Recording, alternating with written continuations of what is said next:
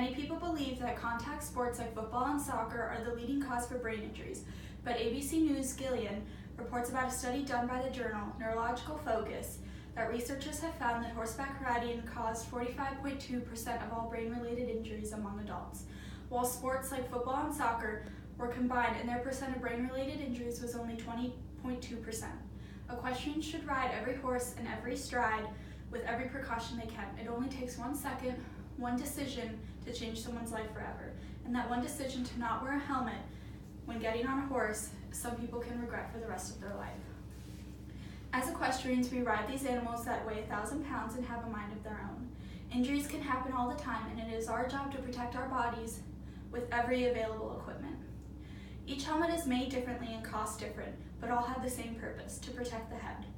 These helmets are used in most disciplines, but each discipline has different rules, but no matter which discipline you're in, anyone can get hurt and anyone can get an injury. Helmets are the first defense someone has against a head injury when riding a horse, with an estimated 50% reduction in brain-related injuries and a 70 to 80% reduction in the risk for death. In order for these helmets to work, they must be made well and tested.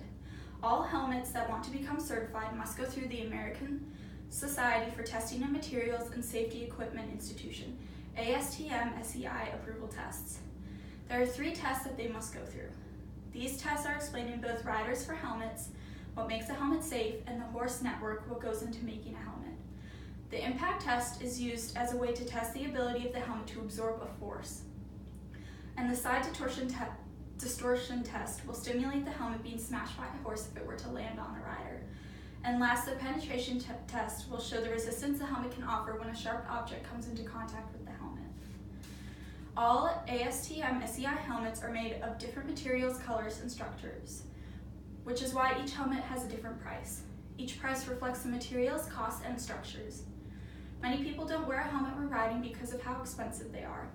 But when it's your life on the line, how can you put a price on that? What's $500 to $600 for a helmet when you could be paying $5,000 to $6,000 worth of medical bills?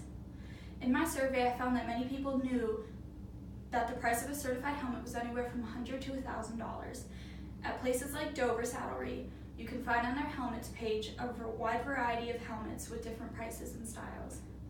The cost of a helmet can be high because it is protecting the most important organ, the brain. The main purpose of the helmet is to protect the head and neck from injury when an accident occurs. The head protects the vital organ, the brain, which controls everything we do and everything in our body. Without it, we can't do anything. The helmet is there to absorb the impact of the fall.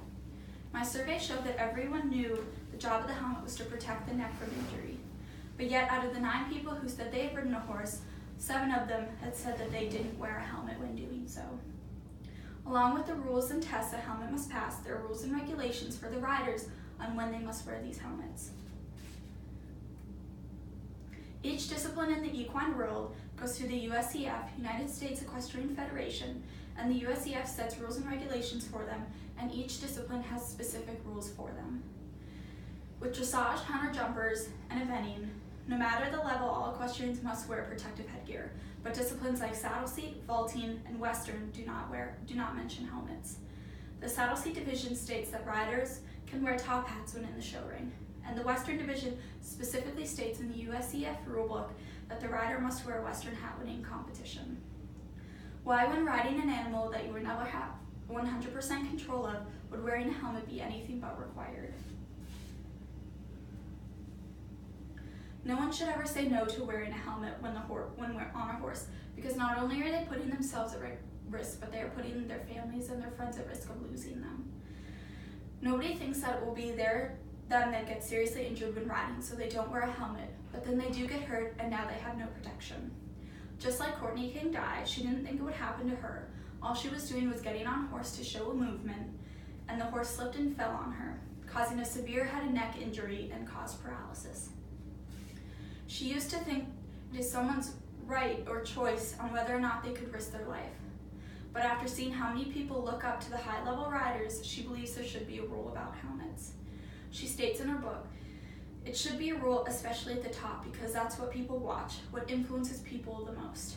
We aren't only responsible for ourselves and our loved ones, but for the multitude of passionate viewers who could mimic us.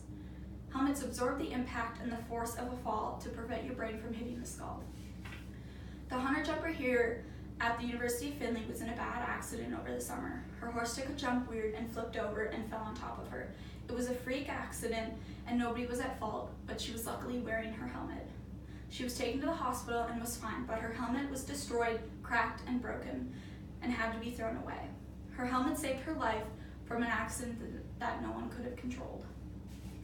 Life can throw things at you and you should always be ready.